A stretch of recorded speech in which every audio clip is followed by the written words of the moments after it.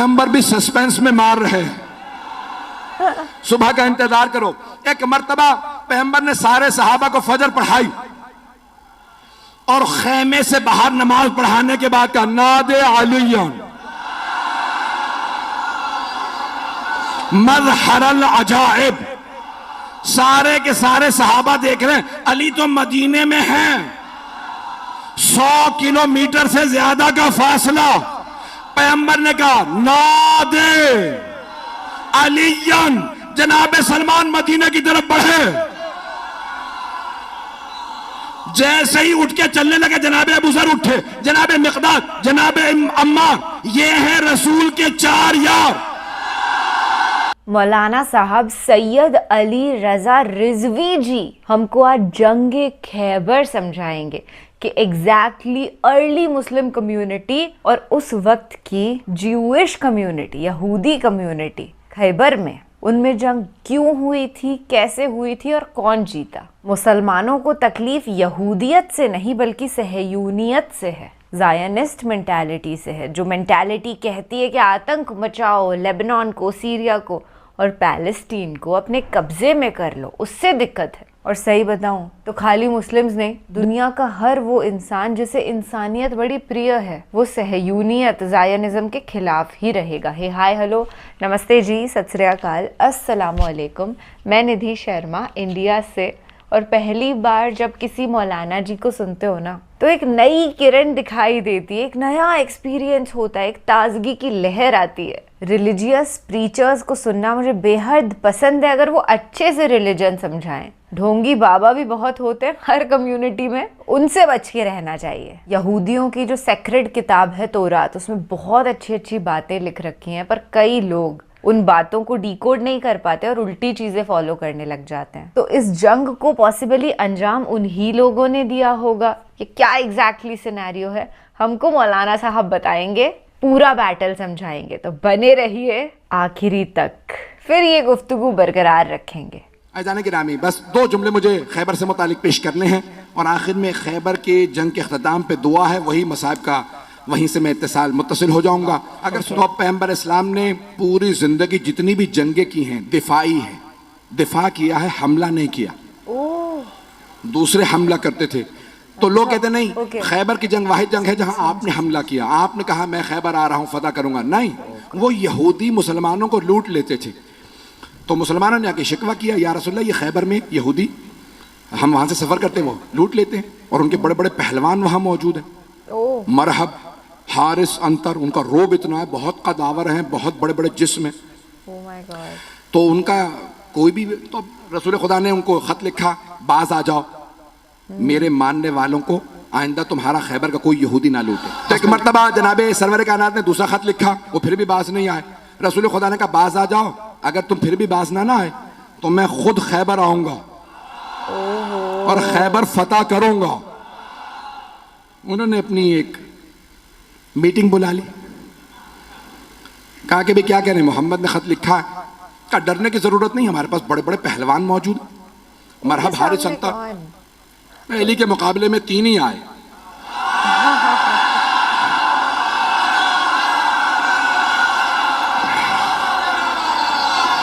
मैं मरहब, हारिस, अंतर की बात कर रहा हूं। तो अज़ान गिरामी जनाबे सरवर कायनात ने कहा 40 दिन में फतह करूंगा। तो उन्होंने कहा भाई 40 साल भी यहाँ पे आके लोग मुकाबला करते रहे, हम जंगजू हैं और बड़े बड़े पहलवान हमारे पास हैं। खैबर का किला था, आज भी जाए ना तो 1400 साल बाद बड़ी उसकी जखीम दीवारें हैं और उसका दरवाजा था जो 40 अफराद लोहे से खींचते थे बंद करने के लिए और उसको खोलने के लिए भी। बीच में चारों तरफ उसके एक बहुत बड़ा गोदाल था और उसमें वो पानी डाल दे, बाज़ात उस जमाने के अंदर आग लगाने के लिए लकड़ियां डाल देते, आग लगाते ताकि कोई आ ना सके, तो चारों तरफ उसके। तो इस तरह से उन्होंने बहुत बड़ा वो किला बना रखा था। रसूल खुदा ने कहा 40 दिन में फतह करूंगा। सहाबा को लिया और फौरन आप चले गए खैबर के मकाम पे, फदक से थोड़ा सा और आगे खैबर का मकाम। तो आपने कहा भाई मैं खैबर फतह करने के लिए जा रहा हूँ। सहाबा को लिया रसूल इस्लाम ने और खैबर पहुंच गए। पहले दिन एक सहाबी से कहा ये अलम है, ये है मजमा, ये फौज, जब तक जीत ना जाओ वापस ना आना। वो कुछ ही देर में वापस आ गए। रसूल खुदा ने कहा क्या हुआ? कहा या रसूलल्लाह मजमा रुका ही नहीं। रसूल खुदा ने मुसलमानों से कहा कि भाई क्यों नहीं रुके तुम? कहा या रसूलल्लाह ये झूठा है, ये पहले भागा था।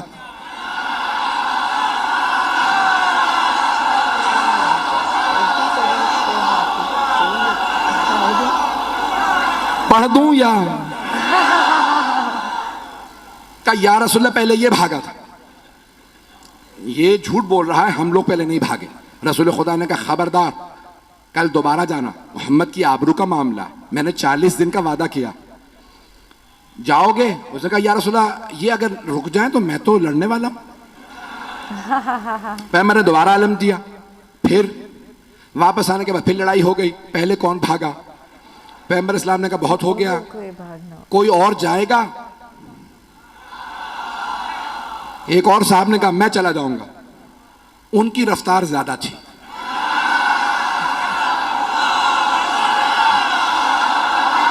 घबरा के चलें बस भाई, मैं अब और मजीद अब सोच रहा हूं कि ना पढ़ूं। अरे भाई वक्त तमाम हो चुका है, मुकम्मल कर रहा हूं बहुत तेजी से। यकीन माने जब खैबर पेश कर रहा हूं तो यहां नहीं होता, मेरी निगाहों में सब चल रहा है इस वक्त। अब 39 दिन गुजरते रहे, यही लड़ाइयां होती रही कि कौन पहले छोड़ के आया था। एक साहब तो ऐसे थे जिनको अलम दिया, वो अलम भी छोड़ा।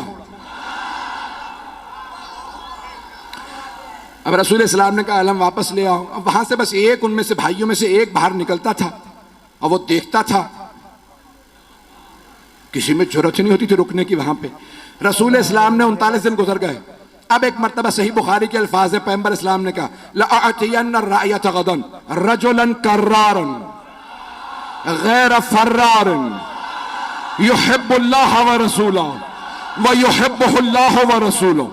कल मैं अलम उसको दूंगा जो मर्द होगा, कर्रार होगा, गैर फर्रार होगा,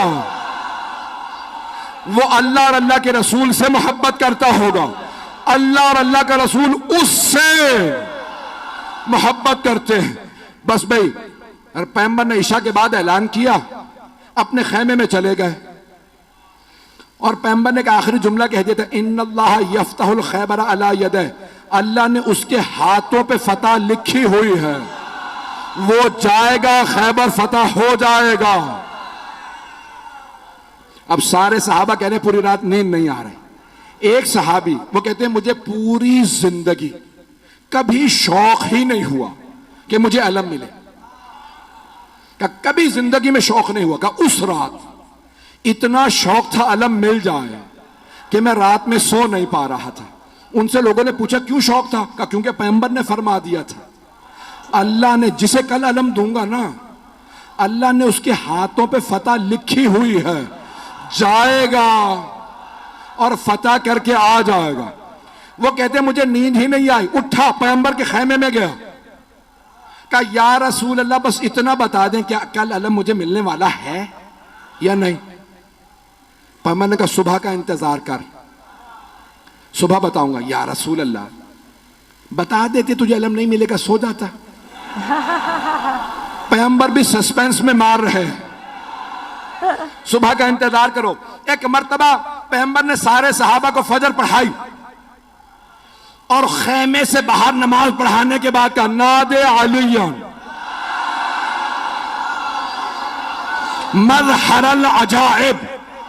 सारे के सारे सहाबा देख रहे हैं, अली तो मदीने में हैं, 100 किलोमीटर से ज्यादा का फासला। पैगंबर ने कहा नादे अलियन, जनाबे सलमान मदीने की तरफ बढ़े। जैसे ही उठ के चलने लगे जनाबे अबू ज़र उठे, जनाबे मिक़दाद, जनाबे अम्मार, ये है रसूल के 4 यार।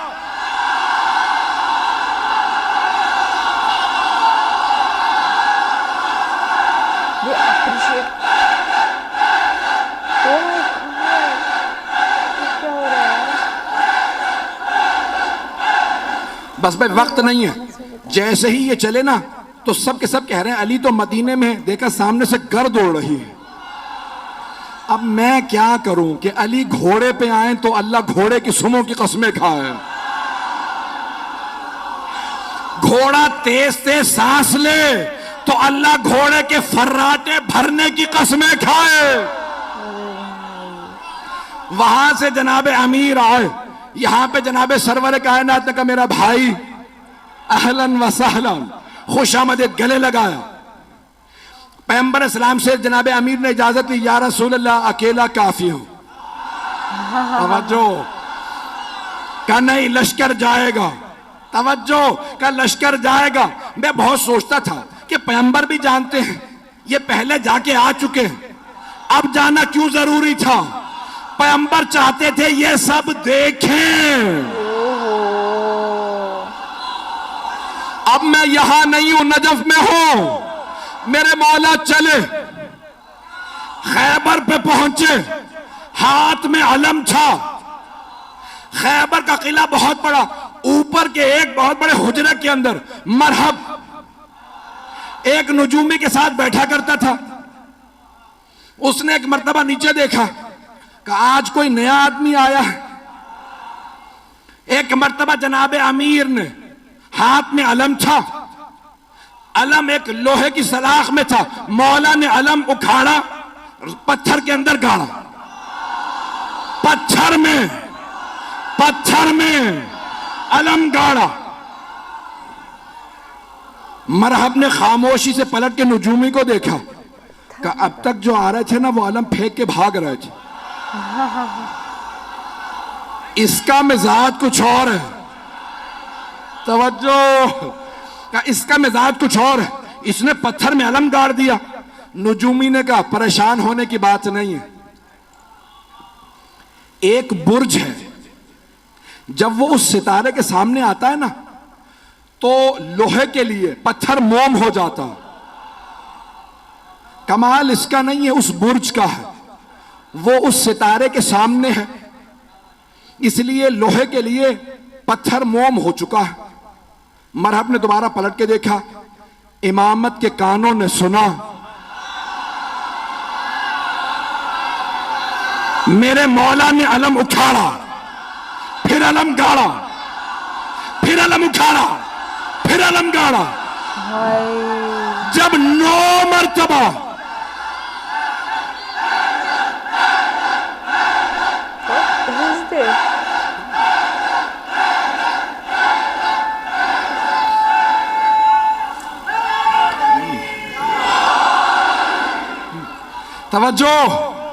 तवज्जो सारे मजमे की, खुदा गवाह ना सीने में ताकत है ना गले में। मौला ने 9 मरतबा, 7 या 9 मरतबा अलम उखाड़ा और पत्थर के अंदर गाड़ा, अलग पत्थर में गाड़ा। अब एक मरतबा नजूमी ने कहा खबरदार इससे ना लड़ना। ये तो एकदम, कहा क्यों? अभी तो तुमने कहा था कि कमाल इसका नहीं है। वो बुर्ज जब सितारे के सामने आ जाए तो लोहे के लिए पत्थर मोम हो जाता है। कहा नहीं, कमाल इसका है। कहा कैसे? कहा जब ये अलम उखाड़ता है बुर्ज सितारे के सामने से हट जाता, जब ये दोबारा गाड़ता है बुर्ज वापस आता है, ये जमीन पे बैठ के सितारे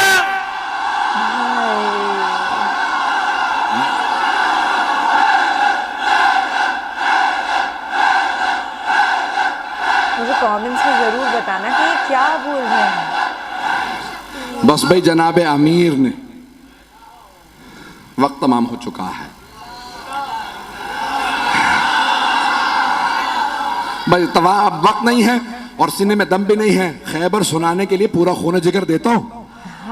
ऐजाने के नाम जनाबे अमीर ने एक मरतबा मरहब आया, जनाबे अमीर ने तारफ करवाया, सम्मतनी उम्मी हैदरा, मेरी मां ने मेरा नाम हैदर रखा।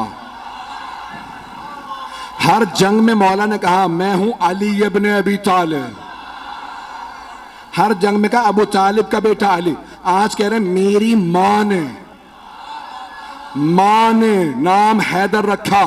तो उलमा कहते हैं 2 वजह से, एक तो ये बताना चाहते थे जैसा मेरा बाबा काबिल फख्र है वैसी मेरी मां काबिल फख्र है।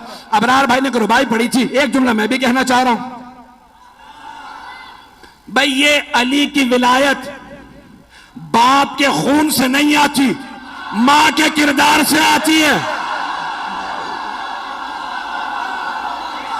तो जाने के जनाब अमीर ने एक मरतबा मरहबा आया, तारुफ करवाया, मैं कौन हूं। दो वजह से, एक कि पता चल जाए मां क्या, दूसरे उसकी मां ने उसे वसीयत की थी, सारे भाइयों को वसीयत की थी। मुझे किसी नुजूमी ने जायचा बना के बताया था, तेरे शेर जैसे बेटे होंगे, जिससे टकरा जाएंगे मार देंगे, बस बेटों से कहना हैदर नामी आदमी से ना लड़े। जैसे ही मौला ने कहा सम्मतनी उम्मी हैदरा, मेरी मां ने नाम हैदर रखा। हैदर कहते हैं हमला करते हुए शेर को, हमला करता हुआ शेर। अब उसने सुन तो लिया, अच्छा मेरी भी मां ने कहा था हैदर से ना लड़ना, ये वही हैदर तो नहीं, समझ भी गया।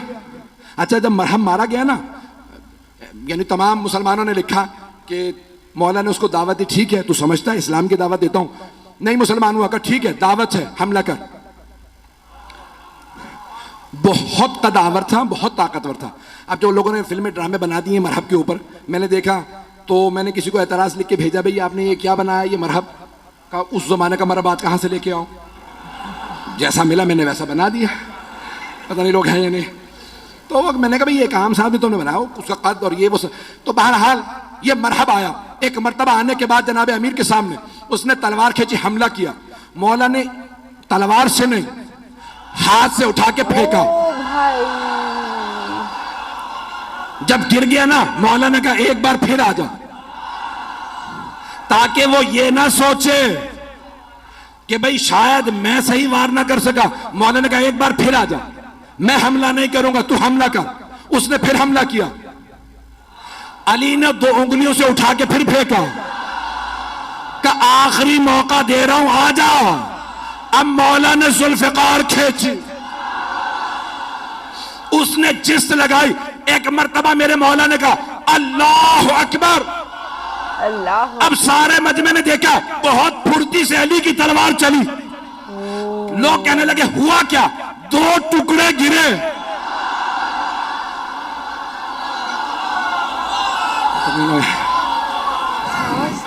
हारिस आया, अंतर आया, देख चुके थे मरहब का क्या हुआ, फिर भी भागे नहीं।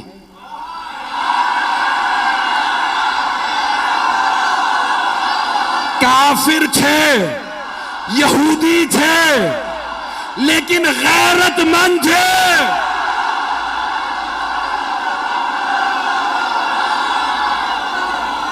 भागे नहीं वो।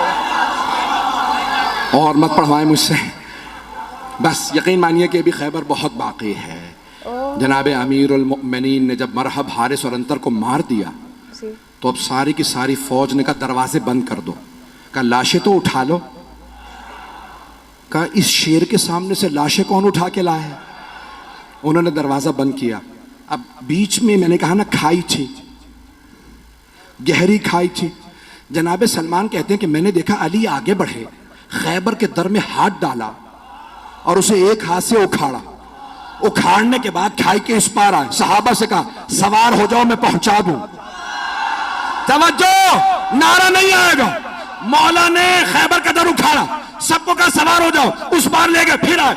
जनाब सलमान कहते हैं ताज्जुब मुझे इस पे नहीं था कि अली ने खैबर का दर उखाड़ लिया था, ताज्जुब इस पे था कि जब अली आ जा रहे थे अली के पांव जमीन पे नहीं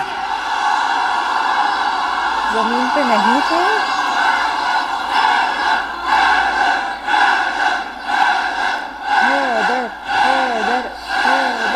अभी तो सिर्फ दर उखाड़ा है कि जाने गिरामी जनाब अमीर आ गए खैबर में। अब एक मर्तबा किसी से कहा जाओ जाके रसूल खुदा को बुला लाओ। पैगंबर इस्लाम तशरीफ लाए। सब ने कहा या रसूलल्लाह आपको आपके भाई अली की फतह मुबारक है। कहा मेरा भाई अली कहाँ है। तो अब जनाब अमीर से कहा या अली क्या बात है, आप खुश नज़र नहीं आ रहे। कहा या रसूल अल्लाह, जब मैं आया ना तो मरहब मुकाबले पे आ रहा था तो खैबर की सारी ख़वातीन और बच्चे शोर मचा रहे थे, अभी मरहब जाएगा इसे मार देगा। लेकिन जैसे ही मैंने मरहब को पछाड़ा तो मुझे बच्चों के रोने की आवाज आई। या रसूल खुदा, मेरी गैरत ने बर्दाश्त नहीं किया कि दुश्मनों का, यहूदियों के भी बच्चे रोएं। उन सब ने जनाब अमीर का किरदार देखा कि इतना शुजा, इतना बड़ा शेर और उससे ज्यादा बड़ा रहमदिल। मौला ने कहा, खबरदार किसी को रस्सियां ना बांधना। मुझसे खवातीन और बच्चों के हाथों में रस्सियां बर्दाश्त नहीं होती।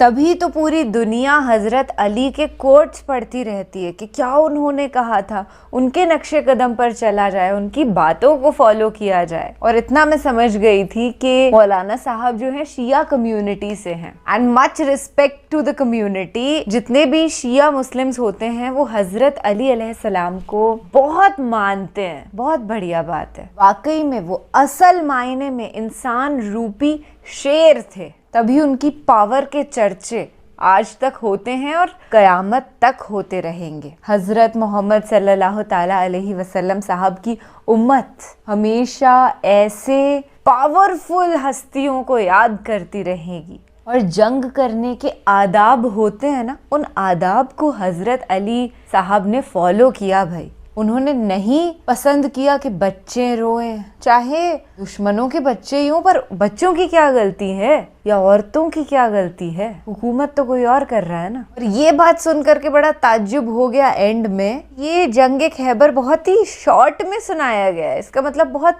बड़ा हिस्सा अभी बाकी है। किस डिटेल में मौलाना साहब ने सुनाया कि सब लोगों ने विजुअलाइज कर लिया कि कैसे उन्होंने चीर दिया होगा, कैसे वो बुलंदी से वहां पहुंचे, पत्थर के अंदर गाड़ दिया उन्होंने स्तंभ। ये तो हजरत अली ही कर सकते हैं। चलिए फिलहाल के लिए मैं आपसे लेती हूँ इजाजत। मिलते रहेंगे ऐसे बेहतरीन बयानों के साथ। अपना ख्याल रखिएगा और अपने सभी घर वालों का भी अच्छे से टेक केयर करना। राम राम, दुआ सलाम, जय हिंद।